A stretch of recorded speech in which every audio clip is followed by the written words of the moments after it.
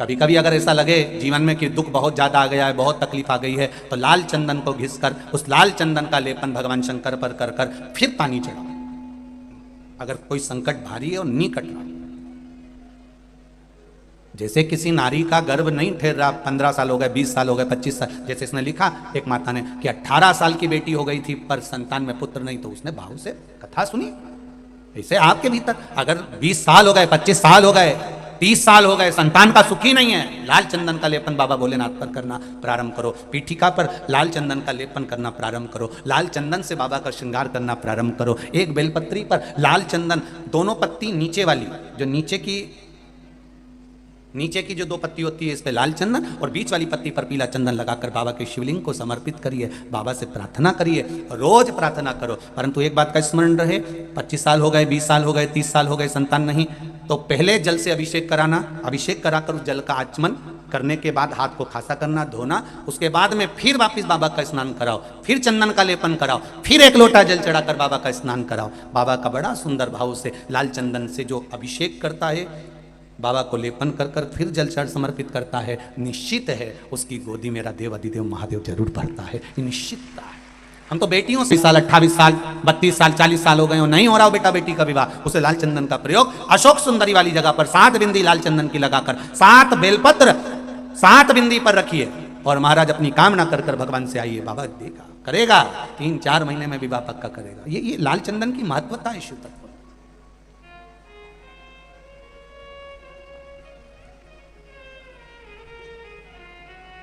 रोग बढ़ गया, बेलपत्री के वृक्ष के नीचे दीप लगाना प्रारंभ करो। बाबा से विनती कर कर घी का दिया लगाइए बेलपत्र वृक्ष के नीचे, बाबा से निवेदन करिए, रोग निवारण। मिलता है सच्चा सुख केवल भगवान तुम्हारे चरणों में, भोलेनाथ ये जीवन का सुख है। भगवान शंकर के चरणारविंद का अगर सुख मिल जाए तो इससे बढ़कर कोई सुख नहीं।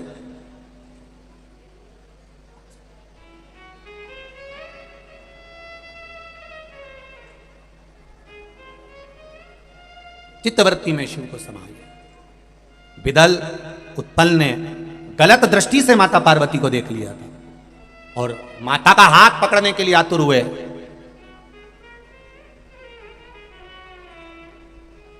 क्रोध आ गया मां को। मां ने कुंदुक पड़ा था, उस कुंदुक का प्रहार कर दिया।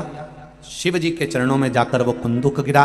विदल उत्पल तो मर गए, पर कुंदुक शंकर भगवान के चरणों में गिरा तो शिव जी का नाम कुंदकेश्वर महादेव पड़ गए।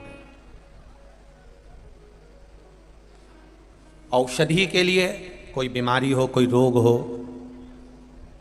और उस बीमारी रोग में कल एक माता आई थी जहाँ ठहरे हैं सेवा भारती के बच्चे, मिला रहे थे उनसे, तो वो कह रही थी कोई थे नगर पालिका में, वो सर्विस करते हैं, तो उनकी धर्म पत्नी को कहीं कैंसर का रोग होगा।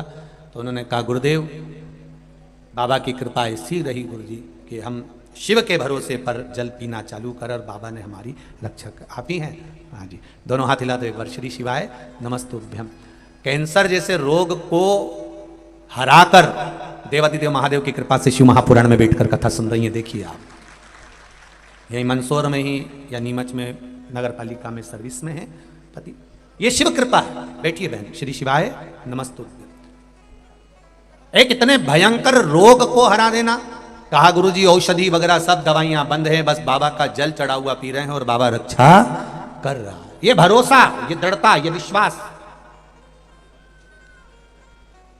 कई लोग के मन में आता होगा कहीं गुरुजी ये सब लोगों को कहीं पगला तो नहीं। परंतु एक बात बताओ रे कि आज का जमाना में किसी को बेवकूफ बनाना बड़ा कठिन काम दादा, तो कौन बनाएगा? और तुम बन जाओगे। इतने विद्वान पढ़े लिखे सबकी बुद्धि काम करती है कि एक बार शिव महापुराण में महाराज ने बोला है तो पढ़ो शिव पुराण में कि कहां लिखा हुआ है, पढ़ो, स्मरण करो, स्कंद पुराण पढ़ो, पद्म पुराण पढ़ो, अग्नि पुराण पढ़ो, नर्मदा पुराण पढ़ो और एक एक चीज निकालो कि महाराज ने बोला वो गलत तो नहीं बोला। चिंतन करिए, रात्रि को जाकर स्मरण करिए। और पहले भी कहा, आज फिर कहते हैं, प्रैक्टिकल करने का प्रयास करें। पहले करके देखो मैंने पशुपति व्रत करके देखा और मुझे लाभ मिला, तब आप दूसरे को कहो कि करेगी तो मिलेगा जरूर, निश्चित है। निश्चित। कहने वाले तो कह देते हैं कि बताओ वहां बैठ गए होंगे और कह दिया होगा, लोग तो पागल जैसे हो गए हैं, लोगों में तो अकल ही नहीं है, बुद्धि नहीं है। कौन किसी को मूर्ख बना दे? नहीं नहीं साहब, आज का जमाना विद्वत्ता का जमाना है, लैपटॉप और कंप्यूटर का जमाना है। 4G समाप्त हो गया, कल से 5G चालू हो गया, कल से ही चालू हुआ है 5G। 4G समापन हो गया, 5G चालू हो गया। इतना विद्वत्ता का युग चल रहा है, कोई किसी को अपशब्द नहीं कहता और कोई किसी को कुछ नहीं कहता। ये तो अपने विवेक की बात है। शंकर भगवान अगर आपके दिल में बैठे हैं, हृदय में बैठे हैं, तो ये किसी ने बेवकूफ बनाकर नहीं बिठाया। ये आपके भीतर की रुचि भगवान शंकर के प्रति जागृत हुई, तब आप शिव के हो पाए, तब आप शंकर के हो पाए।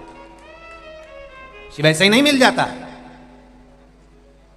अब इन दीदी ने भी तो प्रयास करा होगा कि एक लोटा पानी चढ़ाकर तो देखूं, शिव सुनेगा मेरी, और यह विश्वास रखकर उन्होंने जल चढ़ाया और पानी पिया, तो कैंसर जैसे बीमारी से भी मुक्त हुई है, कैंसर जैसी बीमारी को भी पीछे पछाड़ दी। ये भीतर की विश्वास, भीतर की दृढ़ता, भीतर का भरोसा, ये कहां से लाओ?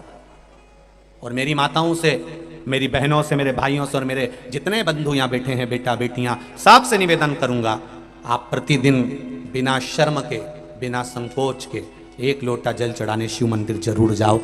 वो तुम्हारा अंतिम समय तक हाथ नहीं छोड़ेगा, उछाल देता रहेगा, नीचे नहीं गिरने देगा। एक ठेला चलाने वाले से भी कहूंगा, एक भीख मांगने वाले से भी कहूंगा, कब तक भीख मांगोगे? और भगवान परमात्मा ने तुम्हें भीख मांगने के लिए नहीं भेजा है राष्ट्र में।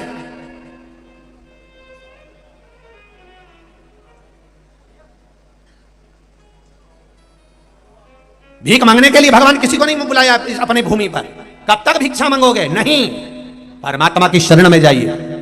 और एक निवेदन करूंगा, कर्जा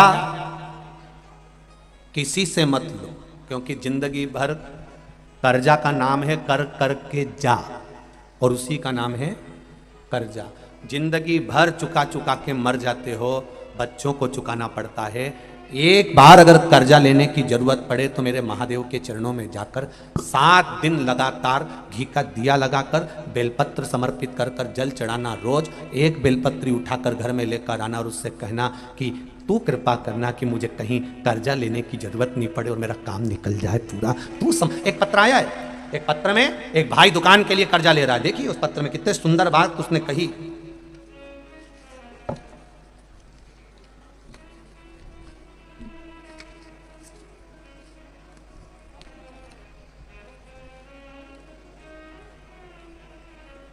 मैं लता लोहार, पति विनोद लोहार, कहीं बैठे हों लता जी और विनोद जी लोहार। मैं लता लोहार, पति विनोद लोहार, 10 स्नेह नगर संजीत रोड मंदसौर से हूं मैं।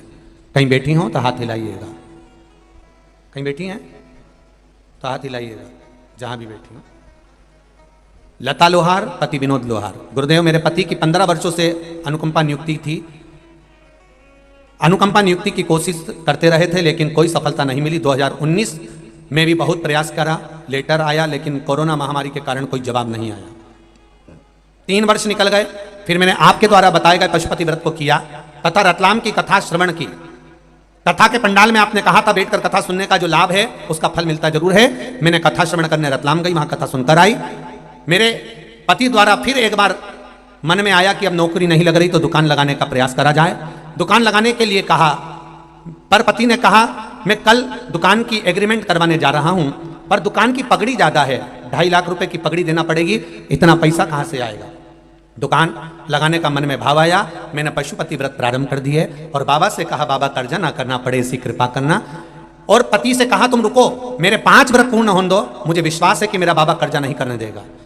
उसके बाद आप दुकान खोल लेना, एग्रीमेंट करा लेना। सारी बात कर कर एग्रीमेंट वाले से बात कर ली, दुकान की चर्चा हो गई और बाबा की कृपा देखिए गुरुदेव, केवल पशुपति व्रत करे 8 दिन ही पूरे हुए, प्रार्थना करती रही और बाबा की कृपा से पति के पास विभाग द्वारा पत्र आया कि आपकी ड्यूटी विभाग में, डॉक्यूमेंट विभाग में जमा कर दिए गए हैं तथा मेरे पति के सारे डॉक्यूमेंट जमा हो गए और मात्र 3 महीने के अंदर 15 वर्ष से जिस नौकरी के पीछे लगे थे बाबा ने वो नौकरी सरकारी मेरे पति को दे दी और कर्जा नहीं करने दिया। ये शिव है, ये शंकर है। जहां पर बैठे हों लता लोहार श्रीमती और पति विनोद लोहार 10 स्नेह नगर संजीत रोड मंदसौर मध्य प्रदेश से हैं। ये शिव तत्व है, ये शंकर, ये औघड़ी। आप उससे कहो तो। और फिर कहूंगा एक निवेदन, सियोर वाले महाराज पर एक रत्ती का भरोसा मत करना, पर भरोसा करना तो मेरे देवादिदेव महादेव पर करना, वो साथ देगा। सियोर वाला तो यही रह जाएगा, ऊपर तक तो मेरा महादेव ही जाएगा। कौन किसके साथ गया है? आपको दुख आया तो क्या कोई आकर खड़ा हो जाएगा कि सियोर वाला महाराज आकर खड़ा हो जाएगा?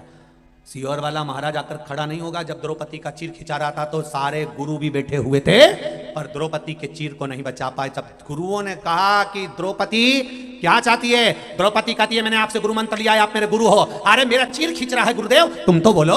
गुरुजी कहते हैं द्रौपदी यहां सभा में जितने बैठे कोई साथ नहीं देगा, तेरा गुरु मैंने मंत्र दिया, मैं भी साथ नहीं दूंगा।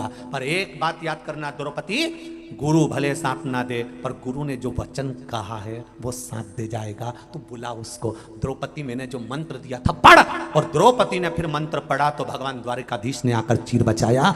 गुरु साथ ना देगा पर गुरु का वचन साथ दे जाएगा। आप भी याद रखना, हम भले तुम्हारे सामने खड़े हो ना हो, पर एक बात याद रखना कि श्री शिवाय नमस्तुभ्यम और एक लोटा जल तुम्हारा साथ आखिरी तक देकर जाएगा। वो तुम्हें छोड़ेगा नहीं, छोड़ने वाला नहीं है, कोई किसी का साथ नहीं देता।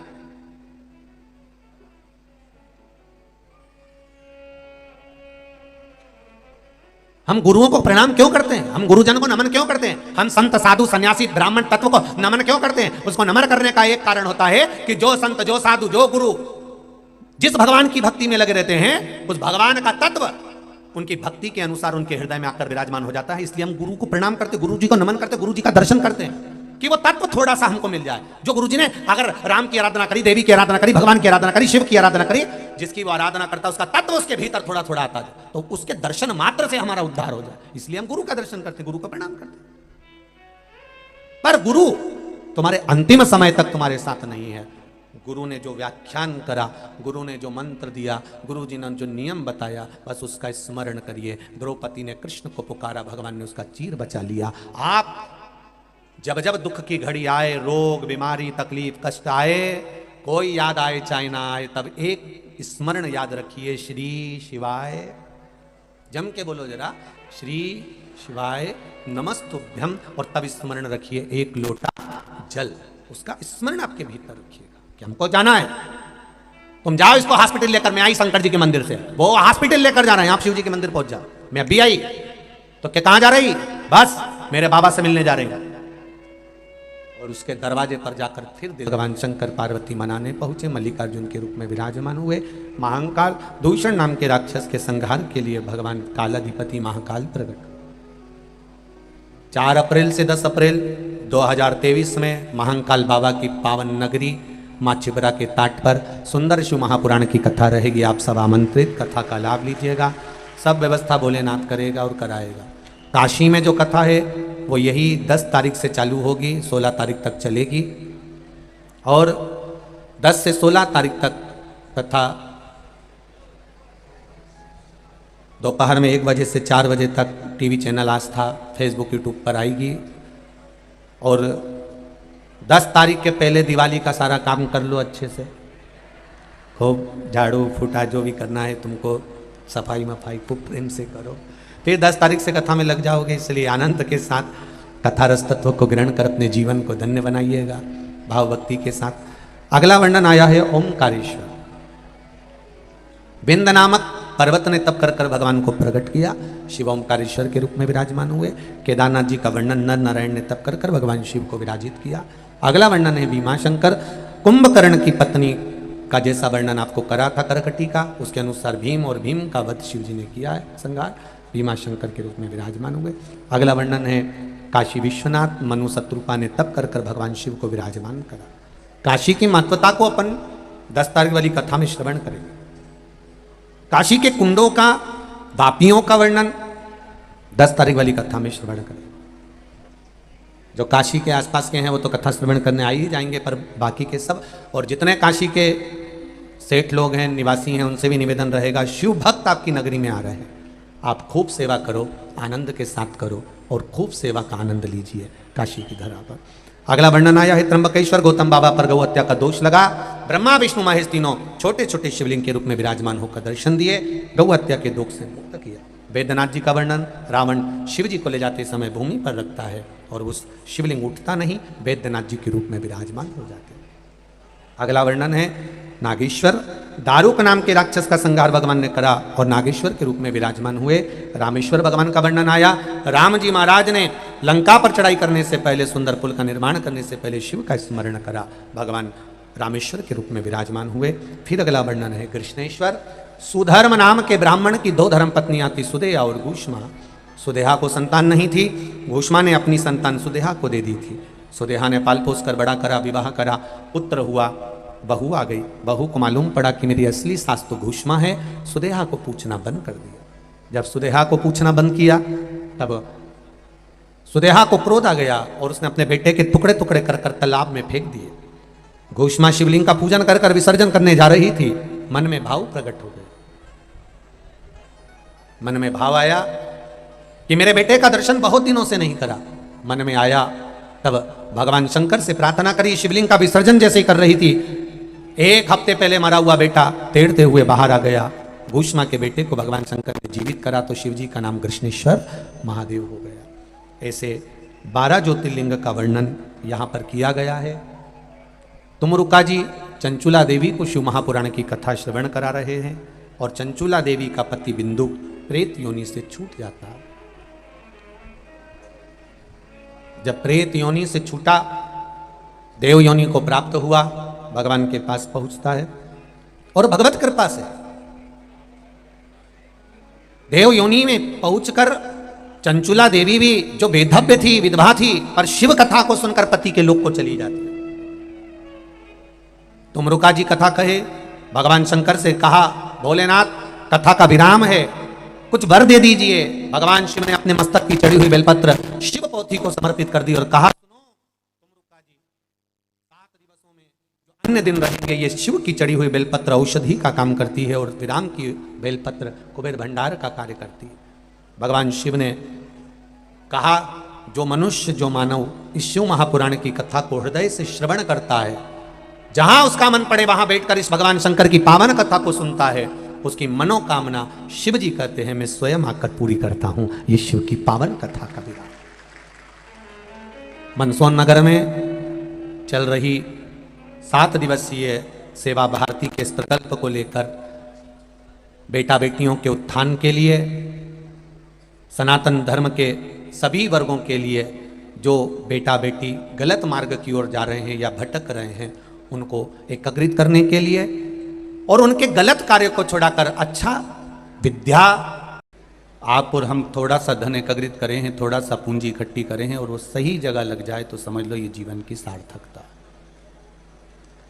ये जीवन का एक आनंदता है। अगर वो सही जगह लग जाए, अगर वो सही जगह पहुंच जाए तो एक जीवन का सुख, एक जीवन का आनंद, एक जीवन का लक्ष्य हमें प्राप्त हो जाता है।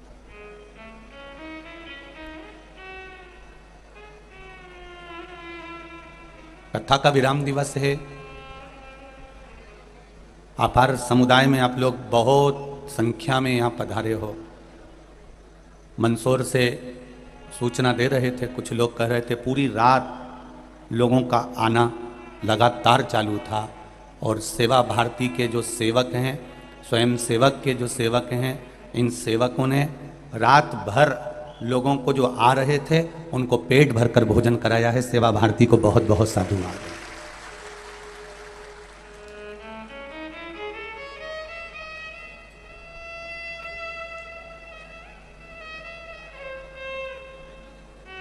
कई लोगों के मन में बड़ी बड़ी गलत गलत विचार धारणा जब व्यक्ति के लिए आ सकती है तो फिर संस्था के लिए भी आ सकती है। हो सकता है पैसे रख लिए, हो सकता है पैसा ज़्यादा ले लिया, हो सकता है ये कर दिया, हो सकता है वो कर दिया, पर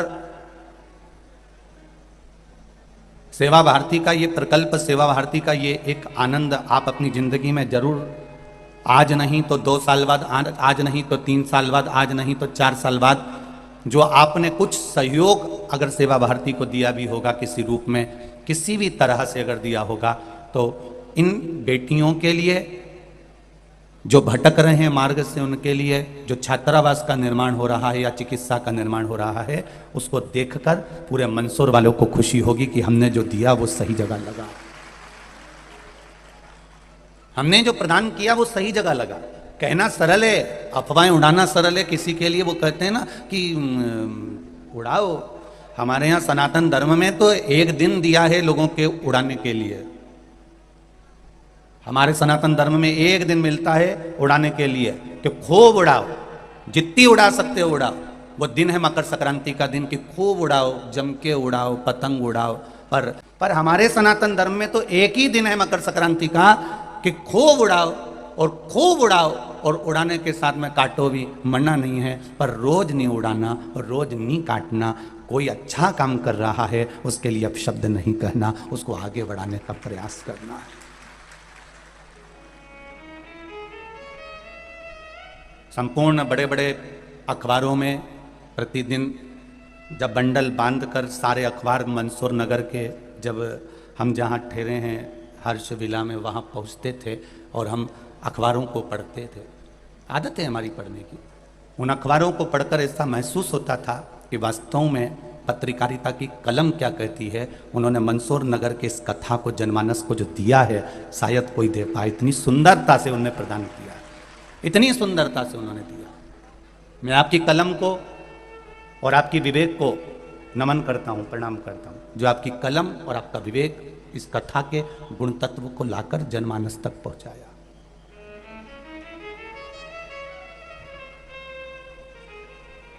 2 बजे कथा चालू होती, 5 बजे विराम होती। कितने घंटे जम के बोलिए? 3 घंटा। उससे पहले आप सुबेरे से जगह संभाल कर बैठ जाते हैं। क्या इतने लोगों को वॉशरूम नहीं जाना रहता है? क्या इतने लोगों को भूख नहीं लगती है? क्या इतने लोगों को पाँव नहीं दुखते होंगे? एक छोटी सी जगह इधर से दब रहा है, इधर से दब रहा है, और अपनी जगह पर संभाल कर बैठे हुए हैं। हम भोजन कर कर भी थोड़ा सा आराम कर लेते हैं, पर आप तो आराम भी नहीं कर पाते। कितनी ललकता होगी इस कथा के प्रति, कितना विश्वास होगा आपका, भरोसा।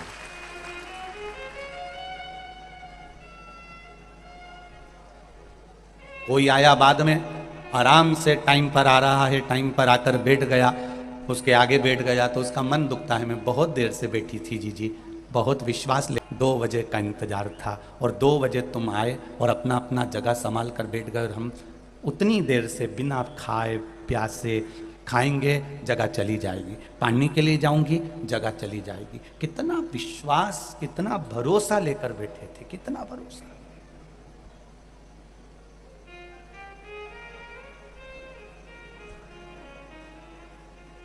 एक लक्ष्य निश्चित करा अपने भगवान को पाने का, और ये निश्चितता है कि भगवान उस लक्ष्य तक आपको पहुंचाएगा जरूर।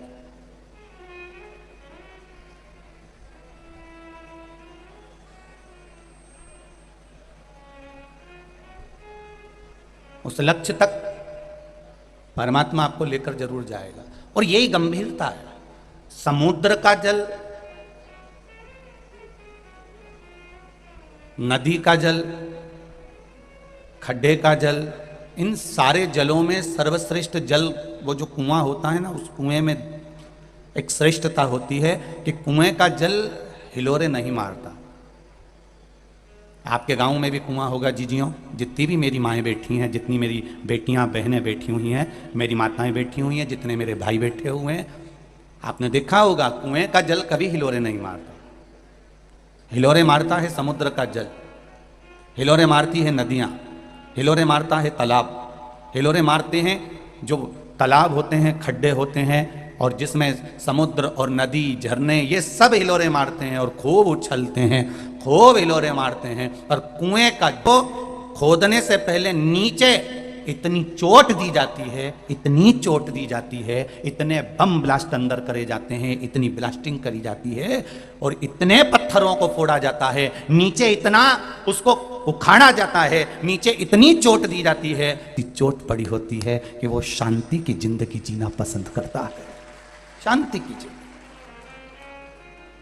हिलोरे कौन मारता है? एकदम जिसके पास में वैभव आ गया, एकदम जिसके पास में धन आ गया, एकदम जिसके पास में सत्ता आ गई, और एकदम धन वैभव सत्ता आई, उसने गिनना बंद कर दिया किसी को। थोड़ी सी कुर्सी मिली, थोड़ी सी सत्ता मिली, उसने छोटे मोटे को गिनना बंद कर दिया। कौन? हम नहीं जानते। किसको? हम नहीं पहचानते। आपने कह दिया हम नहीं जानते, तो ये एक बार तो तुमको दे देगा, एक बार तो तुम्हें कुर्सी पे बिठा देगा, अगली बार जब तुम इसके पास जाओगे तो वो भी कह देगा हम भी नहीं जानते, तुम कौन हो, हम भी नहीं पहचानते। जो दूसरी जगह से लेकर आता है, समुद्र के पास में जल दूसरी जगह से आ रहा है, इसलिए बहुत हिलोरे मारता है वो। तालाब हिलोरे मारता है क्योंकि जल दूसरी जगह से आ रहा है। नदियां हिलोरे मारती हैं क्योंकि जल दूसरी जगह से आ रहा है। झरने हिलोरे मारते हैं क्योंकि दूसरी जगह से जल आ रहा है। पर कुएं का जल अपना खुद का है, इसलिए स्थिरता उसमें, नम्रता उसके जल में हिलोरता नहीं होती, वो एकदम गंभीर, एकदम आनंद में रहता है। जिसके पास अभी अभी आया होता है वो सारी दुनिया में डोंडी पीट कर दिखाता है, और जिसके पास में पहले से रहता है वो एकदम दिखता ही नहीं है कि ये सेठ है, दिखता ही नहीं कि इसमें कुछ भरा होगा, दिखता ही नहीं कि इसमें तो बस सहजता है, नम्रता है, एक आनंदता है। जिसमें ज्ञान का बल बड़ा होता है, जिसमें बुद्धि की गहराई होती है, ज्ञान की जिसमें गहराई होती है, वो कभी उछलता ही नहीं। ज्ञान की गहराई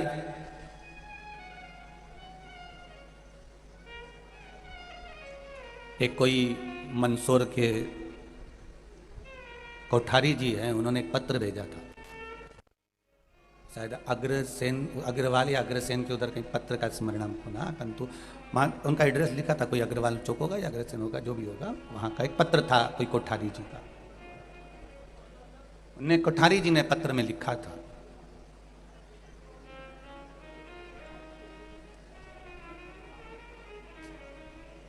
कोठारी जी के शब्द कितने सुंदर थे कि महाराज,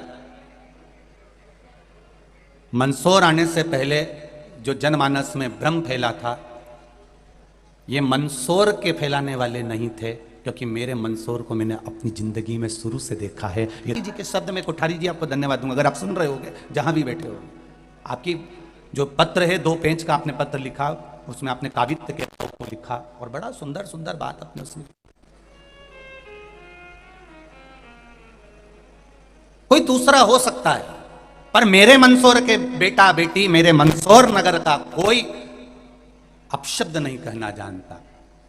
और बिल्कुल सत्य है कोठारी जी आपका, हम भी मंदसौर नगर में 7 दिन रहे हैं।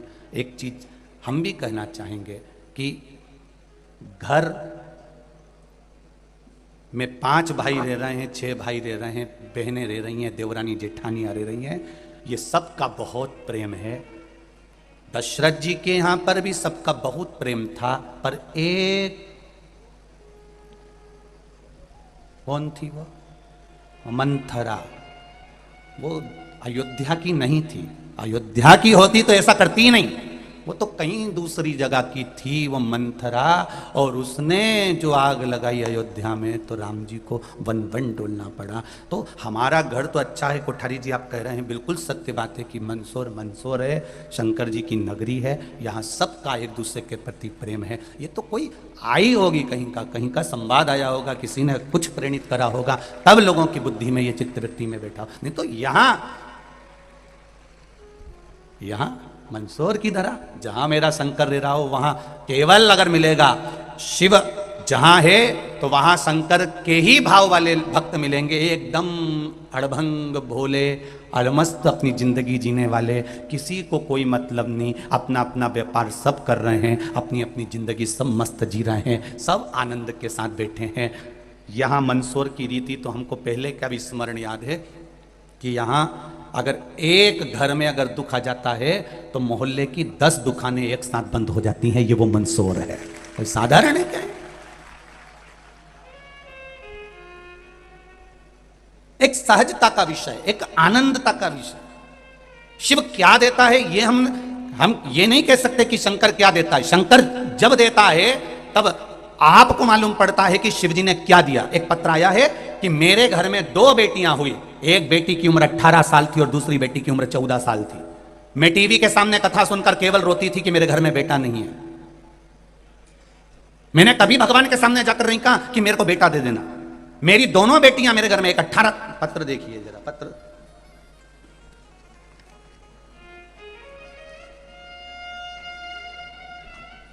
आरती सेन, जिला नीमच, गांव कनावटी से आई हूं। कहां बैठी हो? अपने हाथ उठाइएगा, जहां भी बैठी हो अपने हाथ उठाइएगा। आरती सेन, जिला नीमच, गांव कनावटी। शिव की महिमा का क्या वर्णन करूं गुरुजी? मैं 39 साल की हूं। मेरी 2 बेटियां हैं, बहुत प्यारी हैं। एक 18 वर्ष की है और एक 14 वर्ष की है। बेटे की इच्छा तो थी, पर 2 बेटियों के समय मेरी हालत ज़्यादा खराब हो गई और डॉक्टर ने कह दिया कि आप अब कोई संतान के लिए चांस नहीं लोगी, नहीं तो आपका शरीर बेकार हो जाएगा। तब से मेरी बेटी 18 साल और 14 साल की हो गई। उसके बाद में मैंने संतान के लिए कभी सोचा भी नहीं। 2019 से आपकी कथा सुन रही हूँ गुरुदेव, और टीवी के सामने जब कथा श्रवण करने बैठती थी तब आंख में दुनिया के जो ताने पड़ते थे कि इसके घर में पुत्र नहीं, पुत्र नहीं, बेटा नहीं, बेटा नहीं। दुनिया के ताने बड़े विचित्र होते हैं गुरुदेव। उस तानों के कारण मेरी आंख में से आंसू बहता था। मेरी 18 साल और 14 साल की बेटी मुझसे पूछती थी, माँ तू क्यों रोती है? टीवी सुनती रहती है और रोती रहती है। मैं उसको कहती थी, मुझे शंकर की याद आती है। पर मेरे आंसुओं की कीमत दुनिया ने समझी ना समझी, पर मेरे महादेव ने समझी। गुरुदेव, बस कथा सुनते हुए 2019 में 3 महीने बीते थे। एक कथा सुनते हुए मेरी आंख में आंसू थे और 3 महीने बीते, और 3 महीने बीतने पर मेरा गर्भ ठेर गया और मेरे यहां पुत्र का जन्म हुआ है, बेटे का जन्म हुआ। मेरी बेटी 18 साल की है, 14 वर्ष की है। अब मेरे घर में एक बेटा भी है। मैंने बाबा से नहीं मांगा, पर 3 महीने का आप कहते हो कि 3 महीने में महादेव देता है। मैंने 3 महीने में उसका रिजल्ट पाया है। मेरे बाबा ने मुझको एक पुत्र दिया है। ये शिव की कृपा से ही प्राप्त हुआ। शिव किसको का? शंकर। उससे जाकर आप केवल 1 लोटा जल समर्पित करिए, उससे दिल से अपने हृदय की बात। आप टीवी के सामने कथा सुन रहे हो, आस्था चैनल पर कथा सुन रहे हो, फेसबुक यूट्यूब पर कथा सुन रहे हो, आपकी चित्तवृत्ति परमात्मा में लगी हुई है। भले सियोर वाला महाराज तुम्हें दिखे ना दिखे, पर आप इस पंडाल में जहां मर्जी पड़ी वहां बैठकर कथा का रसतत्व ग्रहण कर रहे हो, तो यह निश्चित है अगली कथा जहां पर होगी 3 महीने में तुम्हारा भी पत्र वहां पर होगा कि बाबा ने मेरे ऊपर ये कृपा करी। ये चित्त, ये आनंद, ये सुख, ये वृत्ति, ये भगवान ही देता है। एक इंजीनियर महोदय ने पत्र लिखा है, आपके मंदसौर के ठेकेदार भी हैं, इंजीनियर भी। देखिए,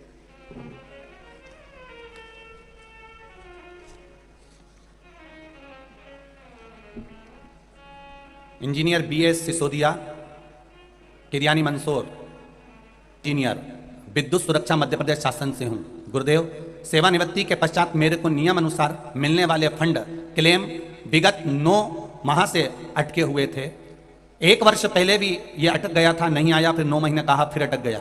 मेरे शुभ चिंतकों ने कहा कि सियोर वाला महाराज की कथा आती है टीवी पर, आप श्रवण करें। मैंने कथा सुनना चालू करा और मन में आया कि एक बार कुबेरेश्वर धाम जाऊं। कुबेरेश्वर धाम पर भी होकर आया। गुरुदेव, मंगलवार दिन 20/9/2022 को कथा में बैठा था। मंदसौर की कथा में बैठकर शाम को 4 बजे मैं केवल बाबा से विनय कर रहा था कि बाबा, मैंने सुना है तू सबकी मुराद पूर्ण करता है। मैं इसी पंडाल में बैठा हूं और मेरी मुराद पूर्ण कर दो, मेरा फंड ला दीजिए। शाम को 4 बजे चीफ इंजीनियर भोपाल से मोबाइल आया कि सरकार ने आपके सारे फंड क्लेम मंजूर कर दिए हैं, 3 दिन में आपका फंड का पैसा आपके पास पहुंच जाएगा। मैं इंजीनियर हूं, इन सभी चीजों पर मेरा विश्वास नहीं होता, पर देखा और प्रमाण देखा तो मैं भी छाती ठोक कर कह सकता हूं, और मेरा मोबाइल नंबर भी नीचे लिख रहा हूं। जिसको जरूरत पड़े मुझसे पूछना कि शिव कृपा किसको कहते हैं। यह शंकर है, यह शिव की उदारता है, यह शंकर की करुणा है। आपका विश्वास, आपकी दृढ़ता, आपका भरोसा। लोग कहते हैं साधु तप करता है, संत तप करता है, तपस्वी तप करता है। यह मेरा विश्वास कहता है आपका तप भी कम नहीं है मेरी जीजियों, मेरे भाई। सवेरे से एक जैसे बैठे रहते हो, बिना कुछ खाए पिए। मिल गया तो खा लिया, आराम रत्ती भर का नहीं। सवेरे स्नान करा, आए, बैठे, और तुमने जो तप चालू करा, धूप सूरज की तपन, प्यास लग रही है, भूख लग रही है, गर्मी पड़ रही है, इधर आपस में एक दूसरे के शरीर की तपन भी बनी हुई है, उमस अपनी जगह पर है, और उस बीच में 3 घंटे की कथा के लिए कम से कम 9 घंटे तक इंतजार करना पड़ रहा है, तब कथा मिल रही है। 3 घंटे की कथा के लिए 9 घंटे तक इंतजार करना पड़ रहा है, तब कथा मिल रही है, तब कथा प्राप्त हो रही है।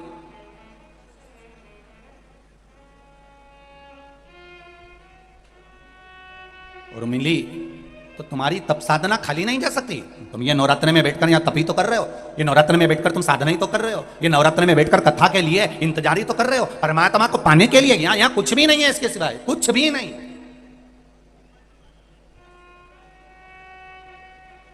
और जितना फल आपको कथा सुनकर मिल रहा है, उतना फल सेवा भारती के जितने ये नवयुवक बेटा बेटियां यहां वहां लगे हुए हैं, कथा तक नहीं सुन पा रहे, धूप में रोड पर खड़े हुए हैं। और एक बात तो कहूंगा, यहाँ के पुलिस प्रशासन को, कलेक्टर और एसपी महोदय के लिए भी गजब की व्यवस्था दी है, गजब की व्यवस्था। यहाँ के कलेक्टर महोदय, एसपी महोदय को भी, आदरणीय एसपी डीएसपी सारे महोदयों को, टीआई आदि सबको कहूंगा कि गजब की व्यवस्था आपकी और गजब का कंट्रोल आपका। बहुत बहुत साधुवाद है, बहुत साधा साधा, बहुत साधा। इतनी अपार जन समुदाय को साधना बहुत कठिन बात है भाई, बहुत कठिन बात। इतना साधा लक्ष्य मिलेगा ये निश्चित है। कुएं का पानी हिलोरे नहीं मारता क्योंकि वो अंदर से चोट बहुत खाया हुआ होता है। उसी तरह जो मनुष्य भीतर से बहुत चोट खाया हुआ होता है वो संसार में फिर उछलता नहीं, उसके भीतर ज्ञान की गंभीरता। सेठ जितना सुखी नहीं होता उतना सुखी भिखारी होता है। कौन सुखी है? जम के बोलो जरा, अरे अच्छे से बोलो। भिखारी।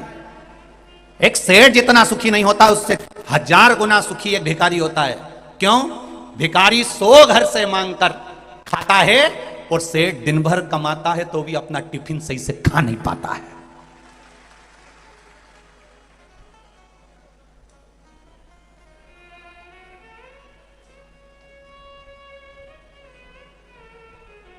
सेठ कहना बंद कर दो, कोई मतलब करनी है। जब तुम प्रेम से 2 रोटी सही से नहीं खा पा रहे हो, खाते समय भी मोबाइल हेडफोन लगा हुआ है, धर्म पत्नी के मुख से एक बार भी नहीं निकलता कि तुम अच्छे से रोटी खाओ, ये सब काम बाद में होता रहेगा। धर्म पत्नी का लक्षण है कि वो एक बार अपने पति को भोजन की थाली पर टोक दे कि स्वामी आप भोजन अच्छे से करिए, ये सब बात बाद में होती रहेगी। आप किसके लिए इतनी मेहनत कर रहे हो? 24 घंटे तो लगे रहते हो, कम से कम आप थोड़ा सा भोजन अच्छे से करो, कम से कम बीपी शुगर या ये शरीर में रोग तो नहीं आएगा। आप अगर अच्छे रहेंगे तो ही तो काम आगे बढ़ेगा, तो ही तो कार्य चलता रहेगा। अब आपका शरीर ही ठीक नहीं है तो आप किसके लिए कमाएंगे? फिर किसके लिए? आप फिर किसके लिए कमा रहे हैं? ये धर्म पत्नी का फर्ज है जो अपने पति को कहे। मंदोदरी अपने पति को समझाती थी, भले पति समझे ना समझे। मंदोदरी अपने पति को बार बार ज्ञान उपदेश देती थी, वो समझे ना समझे, पर अपने पति को कहना बंद नहीं करा मंदोदरी ने। एक पत्नी वो होती है, अगर पति चिल्ला के दौड़ जाए, पति कुछ बोल दे तो पत्नी बोलना बंद कर देती है, फिर बोलती ही नहीं। मैं काय को बोलूं, मुझे क्या करना, अच्छा है जाओ तुम। तो नहीं, तुम धर्म पत्नी हो, तुम्हारा फर्ज है। मंदोदरी के ऊपर लंकाधिपति रावण ने तलवार तक खींच ली थी, मैं तुझे मार दूंगा मंदोदरी, अब मत कहना कि जानकी जी को वापस पहुंचाऊं। तो भी मंदोदरी ने कहना बंद नहीं करा, तुम मेरे प्राण ले लो, मना नहीं, पर मैं तुमको समझाए बिना नहीं रहूंगी, सलाह देती रहूंगी कि तुम सतमार्ग पर चलो। भले दुनिया को बुरा लगता रहे पर अपन अपना मार्ग बताते रहो, अपन अपना मार्ग बताना, पीछे मत हटना। कई लोगों को बुरा लगता होगा, सियोर वाला महाराज ये बोल देता है, वो बोल देता है, पर निवेदन है जब मंदोदरी अपना काम नहीं छोड़ रही तो सियोर वाला महाराज अपना काम कैसे छोड़ सकता है? कैसे छोड़ दे? वो सतमार्ग पर लाना, ले जाना, सतमार्ग की ओर प्रेरित करना, सतमार्ग की ओर आगे बढ़ाना। भले दुनिया के लोग अपशब्द कहें, ताने दे, गालियां दे, आड़ा टेढ़ा बोलते रहे, पर आप अपनी मस्ती में मंदोदरी जैसा जीवन। मंदोदरी कोई सहज नहीं थी, बड़ी विद्वानों में विद्वान। सप्त ऋषियों ने अपना ज्ञान मंदोदरी को दे रखा था, इसलिए मंदोदरी रावण जैसे विद्वान को समझाती थी। विद्वान और विद्यावान दोनों में अंतर है। रावण के आगे लिखा रहता था विद्वान और हनुमान जी के आगे लिखा रहता था विद्यावान गुणी अति चातुर। रावण के आगे विद्वान लिखा रहता था और हनुमान जी के आगे विद्यावान लिखा रहता था। विद्वान और विद्यावान में अंतर है। विद्वान जो होता है वो दूसरे को नीचा दिखाने का प्रयास करता है और विद्यावान दूसरे को उठाने का प्रयास करता है। विद्वान और विद्यावान में अंतर है। कई लोग बड़े बड़े अपने अपने सिंहासन पर बैठ जाएंगे, ऊंचे ऊंचे पद पर बैठ जाएंगे, हम विद्वान हैं, हमारे पास में वेद और शास्त्रों का ज्ञान है। तुम विद्वान तो बन गए रावण जैसे, पर दूसरे को गिराना जानते हो। और मेरा हनुमान जिनके आगे लिखा है विद्यावान गुणी अति चातुर, वो विद्यावान है इसलिए लक्ष्मण मूर्छित भी हो गए तो रात भर में जड़ी बूटी ढूंढ कर उठाने का प्रयास। तुम्हारी विद्वत्ता वो किसी काम की नहीं अगर दूसरे को नीचे गिरा रहे हो। तुम्हारा विद्वत्पन वो किसी काम का नहीं अगर दूसरे को नीचे दिखा रहे हो। तुम्हारी विद्वत्ता वो किसी काम की नहीं जो दूसरे पर उंगली उठा रहे हो। तो विद्वान और विद्यावान में अंतर है। विद्वान लंकाधिपति रावण है जो दूसरे को हमेशा नीचा दिखाता है। मंदोदरी तो मुझे जानती नहीं है, विभीषण को लात मारकर निकाल दिया, सगा भाई था। अगर इतना बड़ा विद्वान था तो यह सोचना था कि मेरा भाई कहां जाएगा, मेरा भाई कितनी ठोकर खाएगा, मेरे भाई को कहां कहां जाना पड़ेगा। तो विद्वान है ना, इतना बड़ा विद्वान बनता है तो अपने भाई को लात मारकर क्यों निकाल दिया। मेरे बराबर कोई नहीं, मैं दशानंद, मैं बड़ा विद्वान हूं। विद्वान दूसरे को नीचे नहीं दिखाता, भरी सभा में अपने भाई को लात नहीं मारता। और देखो विद्यावान का लक्षण कि वो विभीषण जब हनुमान जी के उस राम जी की शरणागति में मेरे राघव जी की पहुंचा तो किसी ने कुछ नहीं बोला। हनुमान जी ने कहा, क्योंकि विद्यावान थे तो उन्होंने कहा नहीं सरकार, इनको रख लीजिए क्योंकि ये विभीषण है, इनके दरवाजे पर तुलसी का क्यारा है, इसको आप अपनी सेना में रख लीजिए। ये विद्यावान गुणी अति चातुर।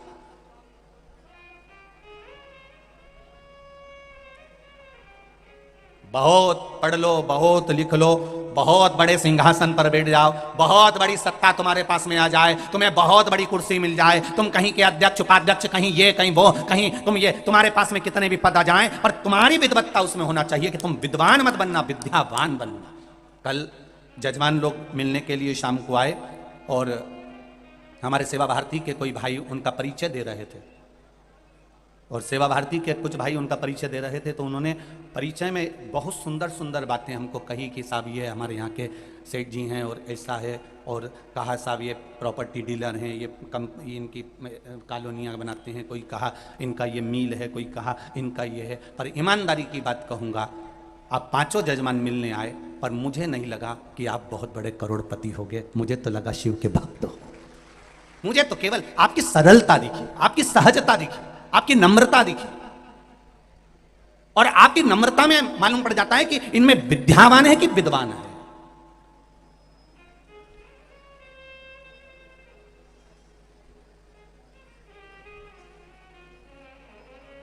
विद्वत्ता की निशानी नम्रता से नजर आती है। अभी ये कथा के पहले सांसद आदरणीय केपी यादव जी की कथा थी अशोकनगर में।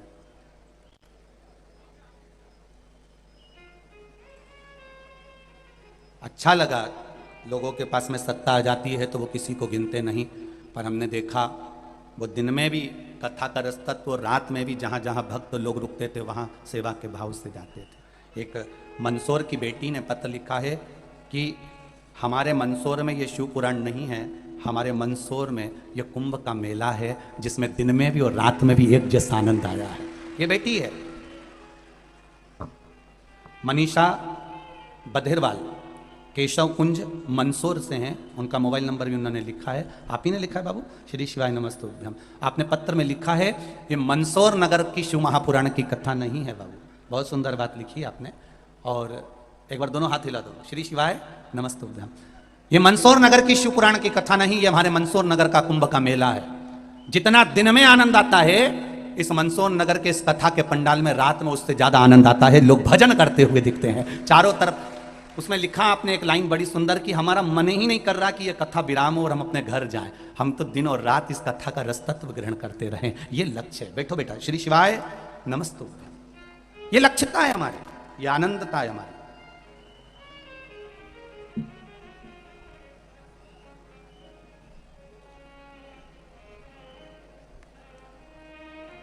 आग लगी आकाश में, झरझर गिरे अंगारे, जो सतगुरु ना होते तो मर जाते सारे। कहीं ना कहीं शिव भक्ति का एक आनंद अपने जीवन में उतारो। सेठ भिखारी 100 घर से मांगकर खाता है और चैन की जिंदगी जीता है, और सेठ 24 घंटा कमाता है और एक टिफिन भी सही से नहीं खा। भोजन का दुकान पर रखा है, 4 बार नौकर ने कह दिया सेठ जी मुझे भूख लग रही है, नौकर को छुट्टी दे दी पर खुद छुट्टी नहीं ले पाया, खुद छुट्टी नहीं ले पा रहा कि मैं खा लूं। खाने के लिए अंदर बैठा है और बाहर ध्यान है।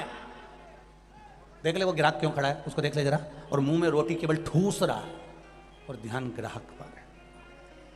नहीं रे भाई, बहुत छोटा सा जीवन है, इसको खूब खुशियों से जियो, खूब खुशियों से। जब इस जीवन को आप खुशियों से जियोगे, इस जीवन को आप आनंदता से जियोगे, तो एक आनंद की अनुभूति अलग से हो, अलग से। कमाओ, खूब कमाओ। मेरा भोलेनाथ, जितना आपने इस कथा में अगर लगाया हो या कहीं समर्पित किया हो या सेवा भारती के प्रकल्प में कहीं साथ दिया हो, तो मेरा महादेव आपको खूब दे, मना नहीं है। कमाओ, खूब कमाओ, तुम्हारे शरीर की कैपेसिटी से ज्यादा कमाओ। पर एक बात अपने दिमाग में बिठा कर रखना कि कमाई के साथ में थोड़ा अपने शरीर पर भी खर्च करो और अपने जीवन को खुशियों के साथ में जियो, खुशियों के साथ। इस जीवन को थोड़ा सा अच्छा जीने का प्रयास करिए। एक किसान ने पत्र लिखा है,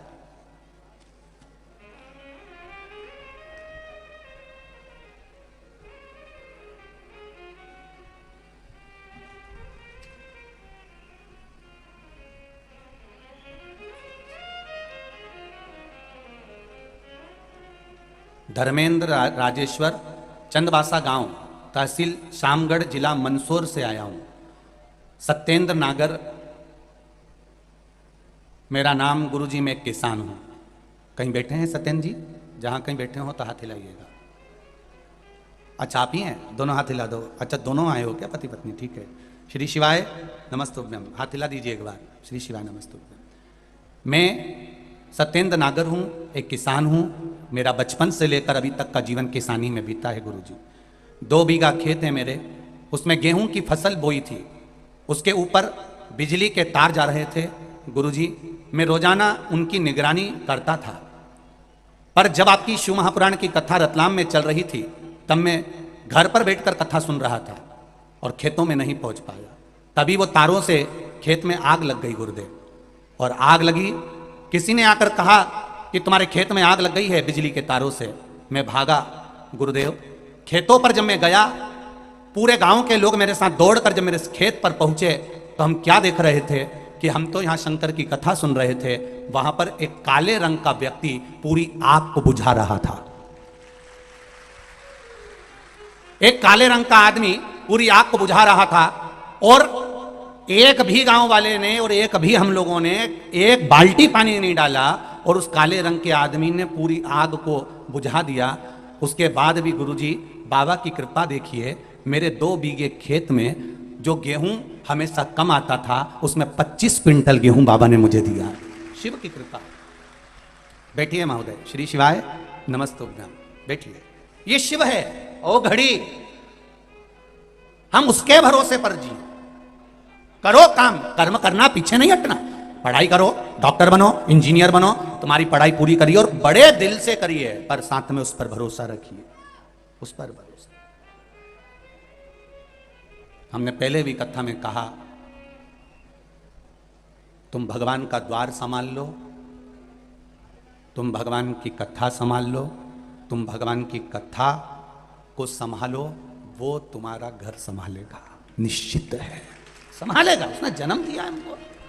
माता के गर्भ में जब पेट भरकर भोजन दे सकता है, माता के गर्भ में जब हमारी सुरक्षा कर सकता है, माता के गर्भ में जब रह सकता है। कितनी विचित्र बात भीम और अर्जुन ने भगवान कृष्ण से कही, एक नहीं मेरे 5 पुत्र सो रहे थे द्रौपदी की और तुमने उसको नहीं बचाया, और मां उत्तरा के गर्भ में पहुंच गए बचाने के लिए। श्रीमद् भागवत में लिखा है कि द्रौपदी के सोते हुए 5 पुत्रों का वध अश्वत्थामा ने कर दिया। और अश्वत्थामा बड़े विद्वान थे, बड़े ज्ञानवान थे, उनके बराबर कोई विद्वान नहीं होगा। कितने विद्वान थे अश्वत्थामा, कितने विद्वान। एक गुरु के पुत्र थे अश्वत्थामा। तो किसी ने पूछा, गुरुजी अश्वत्थामा को हो क्या गया था ऐसा, इसकी बुद्धि को क्या भाटा पड़ी गया था? बताओ, इतना बड़ा गुरु, इतनी बड़ी पद, ब्राह्मण पुत्र अश्वत्थामा, एक गुरु का पुत्र अश्वत्थामा, इसकी बुद्धि को क्या हो गया था जो इसने द्रौपदी के सोते हुए 5 पुत्रों का वध कर दिया? इसकी बुद्धि कहां चली गई थी? कहीं नहीं गई थी। अश्वत्थामा आज अपने टेंट से बाहर, युद्ध के मैदान में अपने पंडाल से बाहर, पंडाल से बाहर अश्वत्थामा बैठा हुआ था। और अश्वत्थामा जब पंडाल के बाहर बैठा हुआ था, उस जगह पर जब पंडाल के बाहर बैठा है, उस जगह पर बैठे बैठे अश्वत्थामा ने क्या देखा? अश्वत्थामा क्या देख रहा था? अश्वत्थामा क्या देखता है कि एक उल्लू पेड़ पर आकर बैठ गया। एक उल्लू पेड़ पर आकर बैठा और उल्लू ने क्या करा? कौवे के जो बच्चे थे वो सो रहे थे और रात के समय उल्लू आया और वो कौवे के बच्चों को मारना प्रारंभ कर दिया। अश्वत्थामा ने देखा कि गजब, को कौवा भगा देता, अगर दिन में उल्लू आता तो इसको कौवा भगा देता, और ये रात को आया है, इसलिए कौवे के बच्चे मर गए और कौवा इनको देख तक नहीं पाया। अश्वत्थामा की बुद्धि में उल्लू की बुद्धि भर आ गई और अश्वत्थामा ने यह ज्ञान उल्लू से प्राप्त कर लिया कि अब मुझे भी यही करना है। अगर पांडव दिन में नहीं मरते तो उनको रात को मारूंगा। और रात को पांडव के पुत्र सो रहे थे और अश्वत्थामा ने तलवार उठाकर उनको मारना प्रारंभ कर दिया। ये उल्लू से सीखा था अश्वत्थामा ने।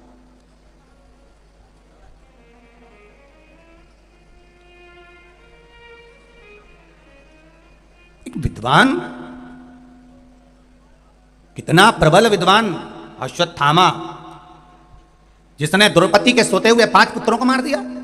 भीम और अर्जुन कह रहे हैं भगवान कृष्ण से, आपने जब उत्तरा के गर्भ में पड़े हुए बच्चे की रक्षा अंदर घूम घूम कर दी, तो फिर हमारे पुत्रों की रक्षा क्यों नहीं कर पाई? ये क्यों मर गए?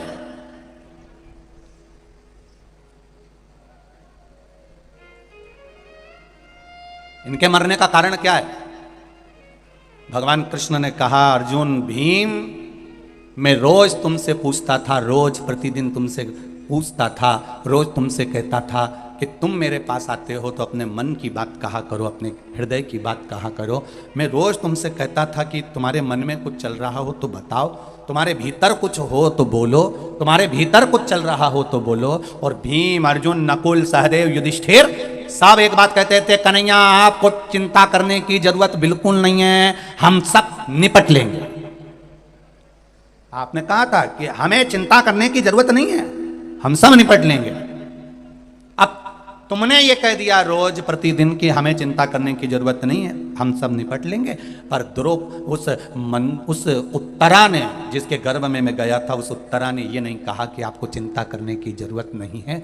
उत्तरा ने तो मुझे पुकारा, कन्हैया, हे परमात्मा, मेरे गर्भ में सामने से ब्रह्मास्त्र आ रहा है और वो नष्ट करेगा मेरे गर्भ को, तुम रक्षा कर लो। तब मैं उसके गर्भ में पहुंच गया। आप रोज भगवान के मंदिर जाओ, प्रतिदिन भगवान को 1 लोटा जल चढ़ाओ, प्रतिदिन भगवान को 1 बेलपत्र चढ़ाओ, 1 चावल का दाना रोज चढ़ाओ, तो आप भगवान से मिलने जाओ तो अपने दिल की बात जरूर कह कर आओ।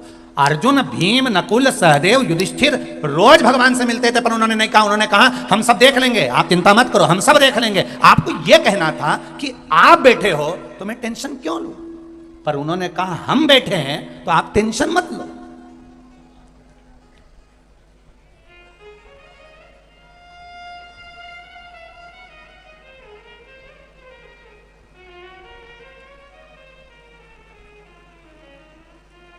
कहीं कहीं का होता है सब, बार बार एक ही बात, मैं बैठा हूं ना, तुम्हें टेंशन लेने की जरूरत नहीं है, मैं बैठा हूं ना, तुम्हें टेंशन लेने की जरूरत नहीं है, मैं बैठा हूं ना, तुम्हें टेंशन लेने की जरूरत नहीं है। और इतनी देर में जनरेटर बंद हो जाए तो, और उससे कहे जनरेटर बंद हो गया तो मैं कहीं करूं, कहीं मैं जनरेटर के अंदर घुस जाऊं, तो तू ही तो बोल रहा था मैं बैठा हूं ना, तो टेंशन लेने की जरूरत नहीं है।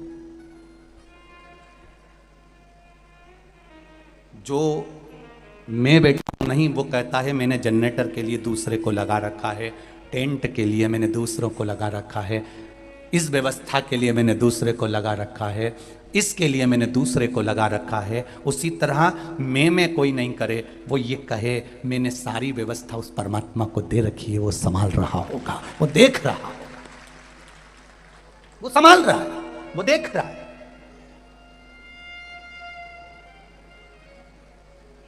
चिकित्सा विभाग की बेटियां, चिकित्सा विभाग के बेटे, चिकित्सा विभाग की बेटियां, जरा सा सफोकेशन हुआ, थोड़ी सी गर्मी पड़ गई, थोड़ा सा बारिश पड़ गई, थोड़ा सा कुछ हुआ, सूचना मिली बेटियों को कि यहां किसी को स्वास्थ्य गड़बड़ हुआ, तो उन्होंने तुरंत आई, देखी, तुरंत।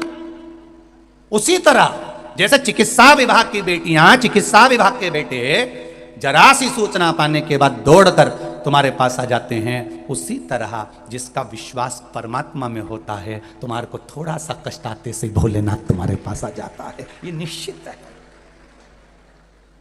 ये निश्चितता है।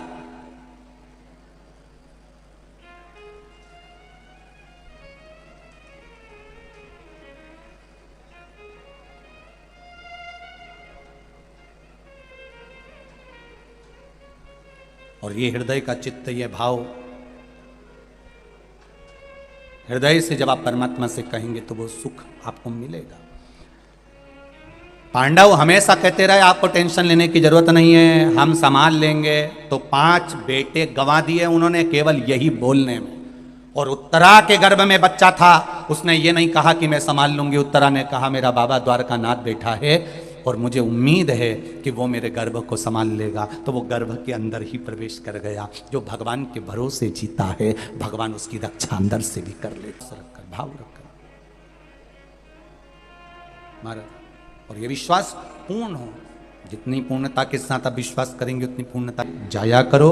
एक लोटा जल चढ़ाया करो, उसका कारण ये है भगवान से ये कहकर आया करो कि आप बैठे हो तो मुझे कोई टेंशन करने की जरूरत नहीं है, सारी चिंता तुम्हारे ऊपर। भले तुम दुकान पर बैठकर ये कहते रहो कि मैं चला रहा हूं, घर पे बैठकर बोलते रहो कि मैं संभाल लूंगा, पर मंदिर में जाओ तब भगवान से कहकर आना कि रोज तेरे पास आने का केवल एक कारण है, तुझसे कहना कि तू संभाल रहा है, मैं तो केवल निमित्त हूं, मैं तो केवल निमित्त। कथा बाचने वाले प्रदीप मिश्रा नहीं, कथा करवाने वाली कोई समिति नहीं, और कथा सुनने वाले आप नहीं। ये तो शंकर बाच रहे हैं, शंकर करवा रहे हैं और शंकर सुन रहे हैं, ये केवल उसी का है, बाकी का सब तो हमको दिख रहा है निमित्तता, केवल निमित्त है, इसके सिवाय कुछ नहीं। हनुमान जी संजीवनी लेकर आए, ये दुनिया जानती है। जब लक्ष्मण मूर्छित हुए, संजीवनी कौन लेकर आए थे? जम के बोलो जरा, बोलो जम के बोलो जरा, हनुमान जी।